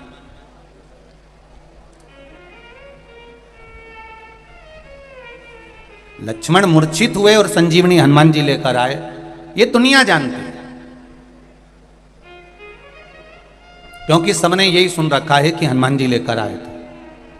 अब आपसे पूछूं कि आप बोल रहे हो कि संजीवनी हनुमान जी लेकर आए थे, तो भरत जी ने बाण छोड़ा था, हनुमान जी के पांव में लगा था, हनुमान जी अयोध्या में नीचे गिरे थे कि नहीं गिरे थे? गिरे थे ना। तो हनुमान जी जब अयोध्या में गिरे थे तो वो पर्वत जो हनुमान जी लेके जा रहे थे वो भी तो अयोध्या में गिरना था, वो गिरा था? अरे बोलो जम के, नहीं गिरा। क्यों नहीं गिरा? क्योंकि हनुमान जी जब संजीवनी लेकर जा रहे थे तो उन्होंने रास्ते में कह दिया था अगर मैं समय पर नहीं पहुंचा तो लक्ष्मण मर जाएगा, इसलिए हे सूर्य नारायण भगवान कृपा करना, मुझे पहले पहुंच जाने देना, अगर मैं पहुंच गया तो लक्ष्मण बच जाएगा। सूर्य नारायण भगवान ने सोचा हनुमान तू मेरा चेला है, मैंने तुझे गुरु मंत्र दिया है और तू अपने गुरु को बता रहा है कि तू लक्ष्मण को बचाएगा? तू अभी देख 2 मिनट में लीला कि तू लक्ष्मण को कैसे बचा सकता है। और भरत जी ने बाण छोड़ा, हनुमान जी को लगा, हनुमान जी नीचे गिरे, पर्वत ऊपर टंगा रिया हवा में। तब लक्ष्मण जी की मूर्छा, हनुमान जी की जब मूर्छा छूटी, मूर्छा छूटते से हनुमान जी ने जो पर्वत देखा तो ऊपर टंगा था, ऊपर टंगे हुए पर्वत को देखकर हनुमान जी की आंख में आंसू भर गए कि मैंने सूर्य नारायण भगवान से कहा था कि मैं समय पर पहुंच जाऊंगा तो लक्ष्मण को बचा लूंगा, पर मुझे क्या मालूम था, मैं तो निमित्त था। पर्वत उठाने वाला भी राम है और जिलाने वाला भी राम है, मैं तो निमित्त था। ये पर्वत मैंने उठाया ही नहीं है, पर्वत तो राम जी ने उठाया। और इसके मन में थोड़ा सा रह गया, हनुमान जी के मन में थोड़ा सा भाव और रह गया, तो इतने में हनुमान जी ने भरत जी से कहा मुझे माता उर्मिला जी से मिलना है, एक बार क्या आप मुझे उर्मिला माता से मिलवा दोगे? भरत जी ने कहा तुम उर्मिला जी को पहचानते हो? हाँ, लक्ष्मण जी की धर्मपत्नी। तो उनसे क्यों मिलना चाहते हो? बस मुझे मिलना है, आप मुझे मिलवा दो। रात्रि के समय पर माता उर्मिला जी को बुलाया गया। भारत की भूमि की पहली नारी थी जो अपने पति के लिए 14 साल तक हाथ में पानी का लोटा लेकर खड़ी रही थी। 14 वर्ष। क्यों? क्योंकि लक्ष्मण जी ने उर्मिला जी से कहा था मुझे प्यास लग रही है, पानी लेकर आ जा। उर्मिला जी पानी लेकर आई और लक्ष्मण जी ने कहा उर्मिला पानी तो अब तेरे हाथ का 14 साल के बाद पीऊंगा। 14 साल तक लोटे को लेकर खड़ी रही, ना सोई ना बैठी, वो उर्मिला थी। 14 वर्ष पानी के लोटे को लेकर खड़ी रही। वो तो आज के जमाने की नी थी। अगर आज के ज़माने की होती और पति कह देता पानी ला दे और ये ट्रे में पानी लेके आ जाती कि लो, और पति लैपटॉप पे काम कर रहा है या कंप्यूटर पर काम कर रहा है या लिखा पढ़ी कर रहा है, फिर बोलती ले लो, पति अपने काम में लगा हुआ है, इसने ट्रे नीचे धरी, तुम्हारे बाप के नोक का दर्द नहीं रखा, पी लेना जब पीना। वो गई वो तो वो जा एक कप चाय बनाती है और 25 बार सुनाती है जगदम्बा। 4 घंटे से रखी है, पी लो, ठंडी हो रही है, डबल से गर्म नहीं करूंगी, पहले बोल दे रही हूं। तो पति भी कह देता है मत कर, तेरी जीवान से इतनी गर्म हो गई, उसको वैसे ही पीजूंगा। और बेचारा ठंडी चाय भी पी गया, उन्हें एक बार नहीं की है, गर्म कर ला डबल से।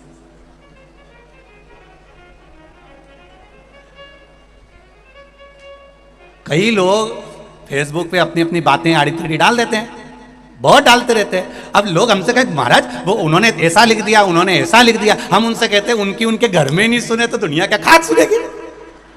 जो फेसबुक पे डाल दे, बोले तो बोले, आग लगे बस्ती में, अपन रहे हो मस्ती में कि नहीं गुरुजी उन्होंने ऐसा लिख दिया, उन्होंने ऐसा लिखने दे। उनकी अगर घर में 2 मेहमान आ जाए और चाय बना के पिला दे और उसके बाद फिर मेहमान आ जाए, किसी पति में दम हो तो बोल दे एक बार डबल से, इनके लिए इतने प्रेम से बोलेगा, बना देगी क्या? जब उनकी लुगाई नहीं सुने तो दुनिया के खाक सुने। और कह के इनकी बात तो सारा जमाना सुने, उनका घर का ही नहीं सुने, कि सारा जमाना सुने, कौन सुने? मुझे उर्मिला जी से मिलना। उर्मिला जी आई ने हाथ में पानी का लोटा था। हनुमान जी ने कहा माता उर्मिला से, माँ ए माँ, आपको मालूम है आपके पति अंतिम सांसें गिन रहे हैं, अगर मैं समय पर नहीं पहुंचा ना माँ, आपके पति मर जाएंगे। उर्मिला जी ने पूछा हनुमान मेरे पति को क्या हुआ है? हनुमान जी बोले आपके पति को बाण लगा है और मूर्छा में पड़े हुए। उर्मिला जी ने कहा मेरे पति को बाण नहीं लग सकता, ये मेरा विश्वास कहता है। भरोसा देखना, जितना भरोसा मंदसौर वालों को शंकर जी पर है, इसलिए इतनी संख्या में धूप में पड़े हुए खड़े हुए हो, ऐसा भरोसा माता उर्मिला को था। बाण मेरे पति को नहीं लगा। हनुमान जी कहने लगे तुम सुन के पगला गई हो। किसी किसी को अचानक बता दिया जाता है कि तेरे पति के साथ ऐसा हो गया तो उसकी बुद्धि फिर जाती है और रोने की जगह वो हंसने लगती है। मुझे लगता है तुम्हारी बुद्धि फिर गई जो तुम ऐसी बात कर रहे हो। तुम्हारे पति को बाण लगा है, मूर्छा में वो पड़ा है। अब ये बता राम जी क्या कर रहे हैं वहां पर? जहां मेरा पति पड़ा है वहां राम क्या कर रहे हैं? हनुमान जी बोले अब भाई को देख के रो रहे हैं, आंख में आंसू हैं। जिस भाई की दशा ऐसी है तो रोएंगे नहीं क्या? उर्मिला जी बोली हनुमान तू यही तो नहीं समझता है, मेरे लक्ष्मण पति के रोम रोम में राम था, जहां बाण लगा वहां भी राम था, इसलिए लक्ष्मण सो रहा है, राम रो रहा। लक्ष्मण सो रहे हैं, रो राम रहा है, क्योंकि बाण लक्ष्मण को नहीं, जम के बोलो राम को लगा है। तो हनुमान जी ने पूछा फिर लक्ष्मण जी काय को सो रहे हैं? उर्मिला जी बोली जब यहाँ से गए थे तो उन्होंने संकल्प लिया था 14 वर्ष तक नारी और निंद्रा का त्याग करता हूँ। मेरे राम जी ने सोचा एक व्यक्ति अनंत चौदस के दिन, अनंत चतुर्दशी के दिन झांकी देखने में रात भर जगता है तो दूसरे दिन दुकान भी सही से नहीं खोलता है। दूसरे दिन एक रात शादी में जग लेता है, अनंत चतुर्दशी पे जग लेता है, एक रात जगता है तो दूसरे दिन दुकान पर मन नहीं लगता, दुकान सही से नहीं करता। भगवान ने सोचा युद्ध के मैदान में युद्ध लड़ाने से पहले लक्ष्मण को थोड़ी देर सुला देता हूं, अगर सो गया कि नींद पूरी हो गई फिर तो युद्ध ऐसा लड़ेगा कि सारी दुनिया देखेगी। इसलिए राम जी ने थोड़ी देर सुला दिया। राम जाग रहे हैं, लक्ष्मण सो रहा। बाण जहाँ रोम रोम में राम है, बाण भी वहीं लगा है। ये तो दुनिया को दिखा कि संजीवनी हनुमान जी ले गए, पर हनुमान जी नहीं ले गए, वो तो राम जी लेके जा रहे थे। हनुमान तो निमित्त थे। बाण भी लक्ष्मण को नहीं लगा था, राम को लगा था, इसलिए राम जी रो रहे थे। कांटा तुम्हारे पाँव में चुभेगा तो दर्द तुम्हें होगा। अगर भगवान शंकर के भक्त, भगवान राम के भक्त, चाहे तुलसीदास हो, कबीरदास हो, रविदास हो, संत तुकाराम, नामदेव, मीरा, करमान, जितने भारत की भूमि के संत हुए, रामकृष्ण परमहंस हुए, जितने भारत की भूमि के संत हुए, अगर आप भगवान के भक्त हो, आपका विश्वास अगर दृढ़ है, परमात्मा के चरणों में तुम्हारा भाव दृढ़ है, तो तुम पर दुख आया तो तुम नहीं रोगे, तुमसे ज्यादा मेरे महादेव को रोना आएगा कि मेरा भक्त रो रहा। एक भक्त को ऊपर उंगली उठाना, एक भक्त को अपशब्द कहना, एक भक्त के लिए आड़ा टेढ़ा कहना कोई सरल नहीं है। कहने वाला कह देता है, अपशब्द कहने वाला कह देता है, उंगली उठाने वाला उंगली उठा देता है, पर बाद में भक्त को फर्क नहीं पड़ता। नामदेव तुकाराम को कोई फर्क नहीं पड़ा, फर्क पड़ा उनके भगवान को कि मेरा भक्त और उसके लिए ऐसा कर। तो भगवान ने तुरंत लीला रचना प्रारंभ कर दी। वो लीला डाली है। जगत के लोग जब हाथ छोड़ते हैं, जगत के लोग जब साथ छोड़ते हैं, जगत के लोग जब ताना देते हैं, जगत के लोग जब गालियां देते हैं, और जगत के लोग जब साथ छोड़ देते हैं, तभी जगत छोड़ता है, तब जगदीश पकड़ता है। जब तक जगत नहीं छोड़ेगा तब तक जगदीश नहीं पकड़ेगा, निश्चित है। ये गाली देने वाले थे, अब शब्द कहने वाले के ये कहेंगे तभी तो हमारा महादेव हमारी सुनेगा। लोग तुमसे कहेंगे बताओ कितनी ढोंगी है बताओ। बसियोर वाला महाराज के कहने पे शंकर जी के मंदिर जाने लगी, एक चावल का दाना चढ़ाने लगी, ने बेलपत्री चढ़ाने लगी, ने आड़ा। और लोग बोलने वाला बोलता रहेगा, और तुम तो सिर पे पल्लू लिए और पिन वाली साड़ी बढ़िया जोरदार जित जा, और जो जितना बोले नहीं उनके सामने से उतना जाओ, और पानी का लोटा दिखा दिखा के जा, देख ले रे बेरू, देख उतना जा, और भगवान के द्वार जाओ। परंतु ये नहीं कि वो कहता रे आग लगे बस्ती में अपन रहे हो, मस्त, मस्त की जिंदगी जी। आया समय, विदल और उत्पल ये दो असुर थे, बड़े असुर, साधारण नहीं है ये भी। इन्होंने भी माता पार्वती के सौंदर्य को देखकर उनको पाने का प्रयास किया, उनको लेने का प्रयास करा, उनको प्राप्त करने का प्रयास किया।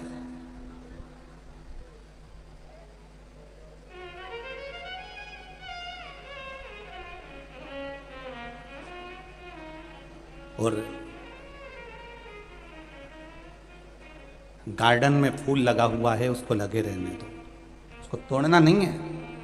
आंखों से देखिए, सुगंध ली, आनंद पाया, पर उसको तोड़ने का प्रयास ना करा जाए, उसको तोड़ने का प्रयास ना किया जाए। भगवान ने सुंदरता दी है, सुंदर बनाया है, पर शिव पुराण कहती है आपकी दृष्टि को और मन को बिगाड़ना नहीं है, उनको देखकर। बिगाड़ना नहीं।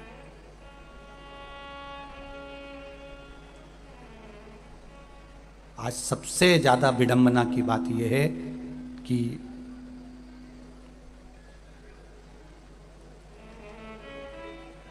हम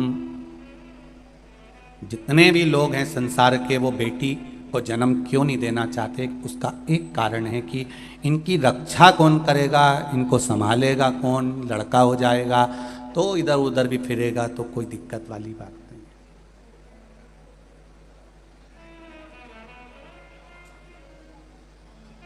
बहुत ध्यान देना, बेटे को निगाहों में रखिए और बेटी को दिल में रखिए।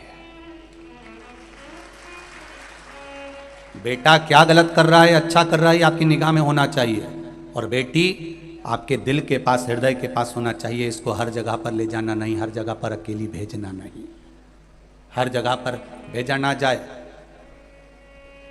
उनकी मर्यादा के संबोधन इतने प्रबल होना चाहिए, इतने अच्छे। यहाँ पर ये सेवा भारती के अंतर्गत यहाँ पर बेटियाँ रिक्शा चला रही हैं, ऑटो चला रही हैं, बेटियाँ ऑटो चला रही हैं, और निशुल्क जो बूढ़े लोग आ रहे हैं, जो बुजुर्ग लोग आ रहे हैं, उनको लाकर यहाँ तक छोड़ रही हैं, ले जा रही हैं, फिर छोड़ रही हैं, फिर ले जा रही हैं। उन बेटियों की मर्यादा इतनी अच्छी है कि वो जिसको भी जवाब दे रही हैं इतनी स्माइलता से, उतनी प्रसन्नता से जवाब देती हैं कि किसी को क्रोध भी आ रहा हो तो उसको नम्रता का भाव प्रकट हो जाता है। ये बेटियों का आनंद है। ये बेटियों की प्रधानता है।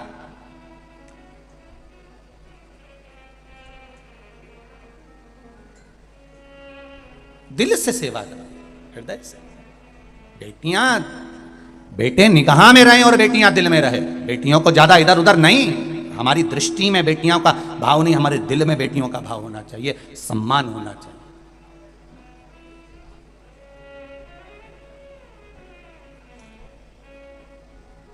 नवरात्रि चल रहे हैं, इसके बाद में दशहरा आता है। नवरात्रि के बाद लोग रावण को जलाते हैं। तो कभी तुमने विचार करा कि 9 देवी के बाद ही रावण क्यों मरा? कभी विचार करना था कि रावण को पहले जला देते हैं, देवी जी बाद में बिठाएंगे। पर ये नवरात्रि के बाद रावण का संहार हुआ है, नवरात्रि के बाद रावण मरा है। उसका कारण आज भी वही है कि बेटियों पर गलत दृष्टि देने वाले, अगर घर में बेटियां जन्म ली हैं, बहन बेटियां तुम्हारे घर में रह रही हैं, तो उन बेटियों पर गलत दृष्टि देने वाले का अंत कैसा होता है, ये रावण का चरित्र बता देता है कि उसका अंत ऐसा होता है।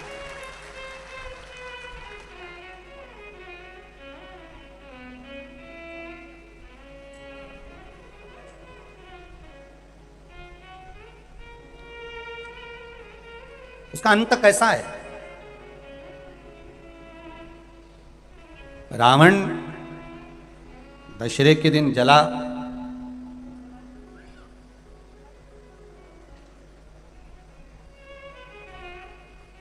दशहरे के दिन जल रहा है। पर एक विचार अपने मन में लेकर आना कि रावण से बड़ी गलती तो कौरवों ने करी थी। रावण तो सीता जी को हर कर लेकर आया और अशोक वाटिका में ले जाकर रख दिया था, पर कौरवों ने इतनी बड़ी गलती करी कि भरी सभा में चीर पकड़कर खींचा जा रहा है और उसको नग्न करा जा रहा है, उसके वस्त्र को खींचा जा रहा है।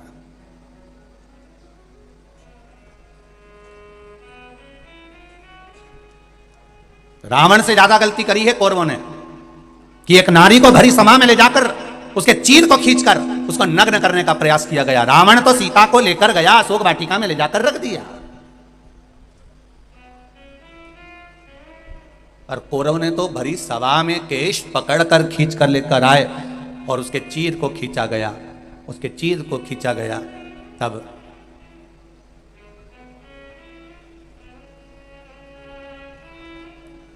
रावण से ज्यादा गलती कौरवों ने करी। उसके बाद भी दुर्योधन का, ना दुशासन का, ना कौरवों के किसी भाई का आज तक पुतला मुतला जलते नहीं देखा अपन ने। तो तुम्हारे मंदसौर वालों ने कहीं देखा हो तो जरूर फोटो खींच के मेरे को भेजना कि कौरवों ने इतनी बड़ी गलती करी थी जितना रावण नहीं करा है। रावण तो सीता जी का हर कर लेकर आया और अशोक वाटिका में रख दिया, पर कौरवों ने एक रजस्वला धर्म में रहने वाली, रजस्वला धर्म का तीसरा दिन उसके बाल पकड़कर खींच कर लेकर आए, और बाल पकड़कर खींचकर लेकर आकर यहां उसके चीर को खींचा जा रहा है।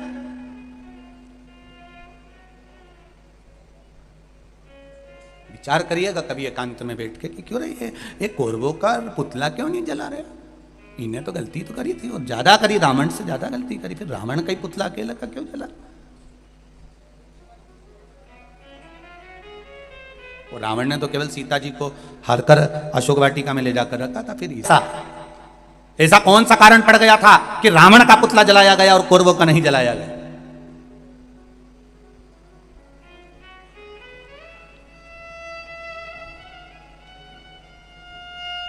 क्योंकि रावण सीता को लाने के बाद जिद पर अड़ा रहा।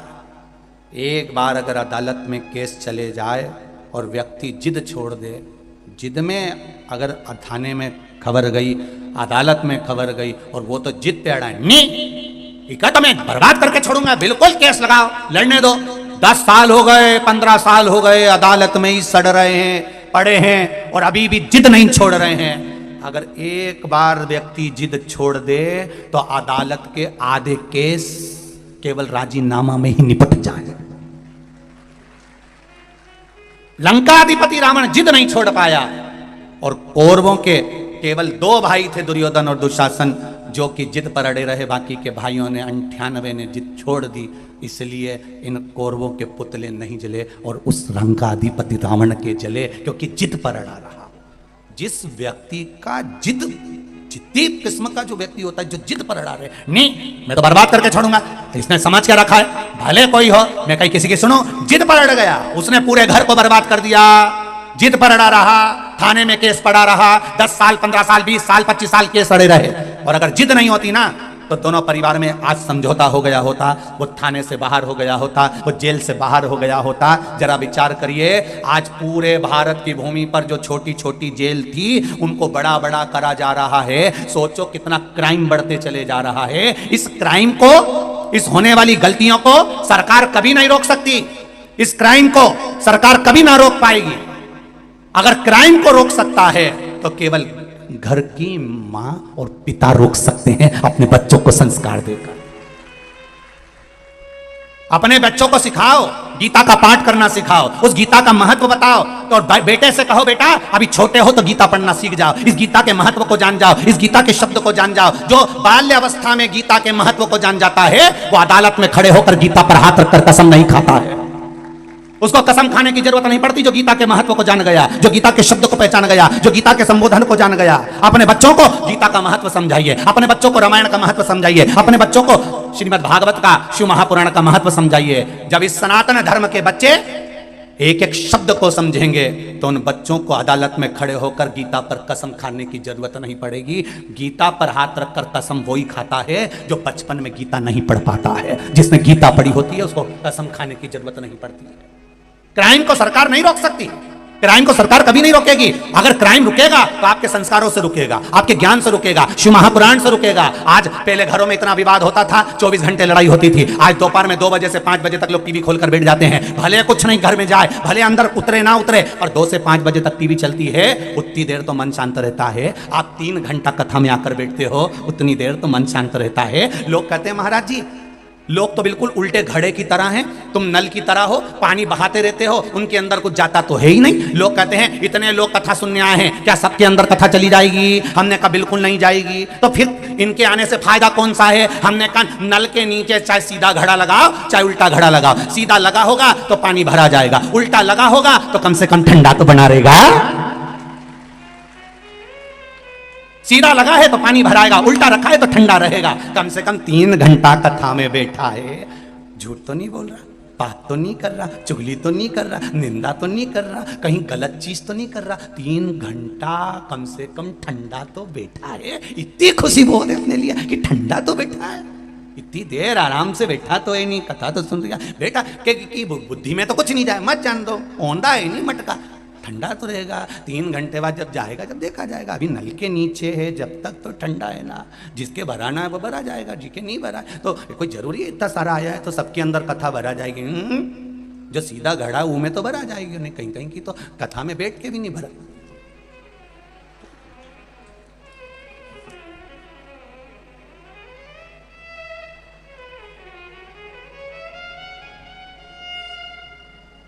नहीं भरा। आरती के समय पर कई लोगों का ध्यान भगवान की ओर होता है और कई लोगों का ध्यान चप्पल की ओर होता है। ये तो ध्यान लगाने वाली बात है। पहले हम भी आरती गाते थे, जय जगदीश हरे, पर तो हमने छोड़ दिया क्योंकि लोग आरती के समय पर ध्यान गलत कर लेते हैं। अपन बोले मात पिता तुम मेरे, इनका ध्यान पीछे चले जाता, मात पिता तुम, और इनका ध्यान चले जाए और फिर वो चप्पल कहीं चली जाए तो ये आरती में सोच ले अपनी तो चली गई, शरण गऊँ में किसकी, अब मैं किसकी ले जाऊँ? तब समझ में आया कमला की अच्छी रखी है, ये अब यार इधर से उधर देखेगी और मैं निपटा बैठूंगी, बस इतना ही। अब जितना घड़े के ऊपर है, तुम सीधा घड़ा रखा है तो कथा मिलेगी, सीधा घड़ा है तो अच्छा ढूंढ लोगे, सीधा घड़ा है तो 7 दिन की शिव महापुराण में से कुछ अच्छा निकालने का प्रयास कर लोगे, सीधा घड़ा है तो शिव महापुराण आपको अच्छी लगेगी। और अगर उल्टा घड़ा है तो 3 घंटा तो बैठ लेगा, उसके बाद यहाँ से जाने के बाद फिर निंदा में लग जाएगा, हाँ वो तो महाराज ही बेकार है, उसका तो काम केवल बवाल मचाना है। कल कथा में बोल दिया कि काशी में परमिशन नहीं मिली, आज परमिशन बाबा की कृपा से। ये तो जहाँ जाए पहले बवाल मचाए फिर कथा चालू हो, तो हम काय का मचा, लोग कहे तो क्या करो।